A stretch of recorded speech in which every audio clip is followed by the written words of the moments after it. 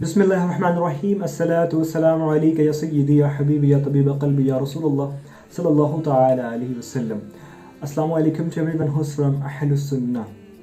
Today I'm going to talk about the love of the Prophet Muhammad sallallahu ta'ala alayhi wasallam and how much it is important in the life of believers and how to increase the love of Messenger of Allah sallallahu ta'ala alayhi wasallam. Loving the Prophet sallallahu ta'ala alayhi wasallam is a natural feelings that flows within the heart of a believer. This love is considered a virtue and a condition for every believer. As mentioned in Hadith, قال رسول الله صلى الله تعالى عليه وسلم لا يؤمن أحدكم حتى أكون أحب إليه من والده وولده والناس أجمعين. رواه البخاري Muslim. Messenger of Allah صلى الله تعالى عليه وسلم said, none of you have truly believed. Means you can be Muslim, none of you can be Mu'min until I'm more beloved to him than his father, his son, and all of humankind. A profound love brings the lover to venerate the beloved. It causes the lover to also love what is dear to beloved. This love occupies the mind and drives us to the direction of what we love. If we reflect on this, we would certainly be able to alleviate our love for the Prophet sallallahu ta'ala alayhi wasallam. Loving the Prophet sallallahu ta'ala alayhi wasallam leads us to Jannah, leads us to the observing his beautiful teachings. In fact, the Messenger of Allah sallallahu ta'ala alayhi wasallam have made this clear in a hadith. قال رسول الله صلى الله تعالى عليه وسلم ومن أحيا سنتي فقد أحبني ومن أحبني كان معي في الجنة. It means whoever actively observes my sunnah, then he has loved me, and whoever loves me shall be with me in paradise. Therefore, a sincere love will bear the fruition of emulation. Similarly, the other way around, following the footsteps of the Prophet sallallahu ta'ala alayhi wasallam should be on the basis of love. So here are 4 ways to help us express our love for Prophet sallallahu ta'ala alayhi wasallam. First of all, sending durood wa salam upon Messenger of Allah sallallahu ta'ala alayhi wasallam. Love tends to pull us into frequently thinking of the beloved and to perpetually yearn to be reunited. Similarly, our love for the Messenger of Allah sallallahu ta'ala alayhi wasallam leads us to the constantly utter words of remembrance for the Messenger of Allah sallallahu ta'ala alayhi wasallam. Sending durood salam will increase our love for the Prophet and at the same time increase the Prophet's love for the reciter.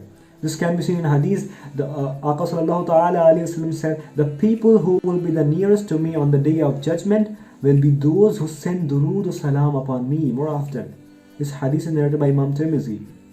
And Allah Jalla Jalaluhu wa Jalla Shanuhu said in the Quran Kareem, Inna Allah wa malaikatahu yusalluna ala nabi ya ayyuhallazina amanu sallu alayhi wa sallimu taslima.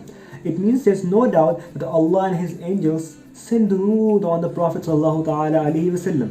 Those who believe send durood on him and salam with a worthy salutation.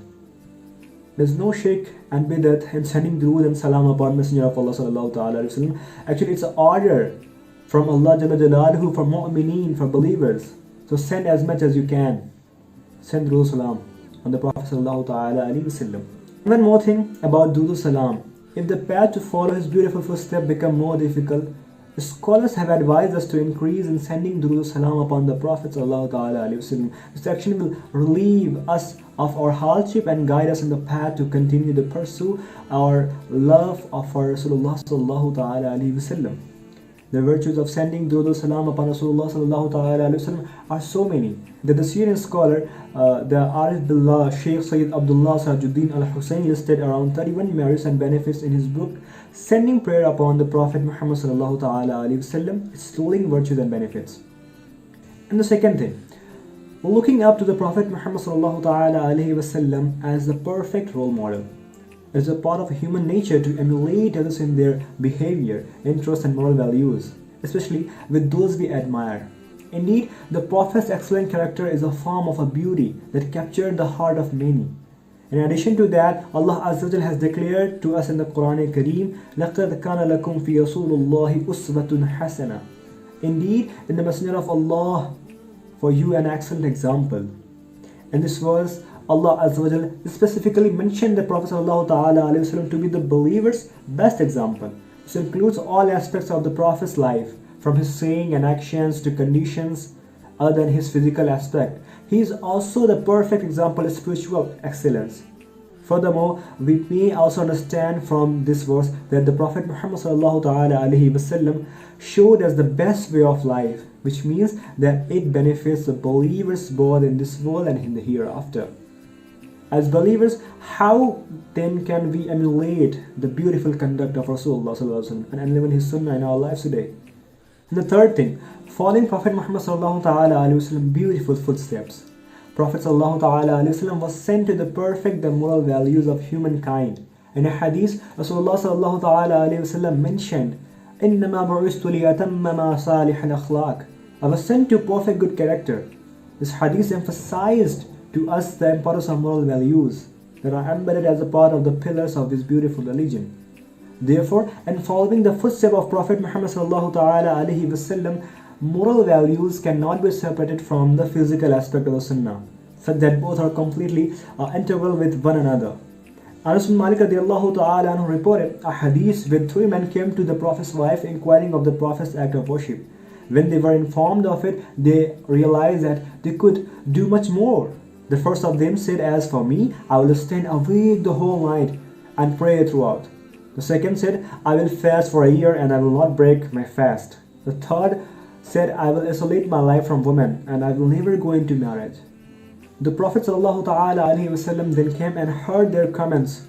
The Prophet ﷺ said, "As for me, I am the most fearful of Allah and the most God conscious among you. Yet I fast and break my fast. I pray and I rest. I even get married. Whoever deviates from my sunnah is not with me." So these three men were very passionate to do the physical acts of worship, that they began to show excessiveness. To approach life or to observe these in the most merciful and best manner according to our respective circumstance is also a part of the sunnah. On the other hand, good social character and manners alone does not suffice without the intention to follow the Prophet ﷺ.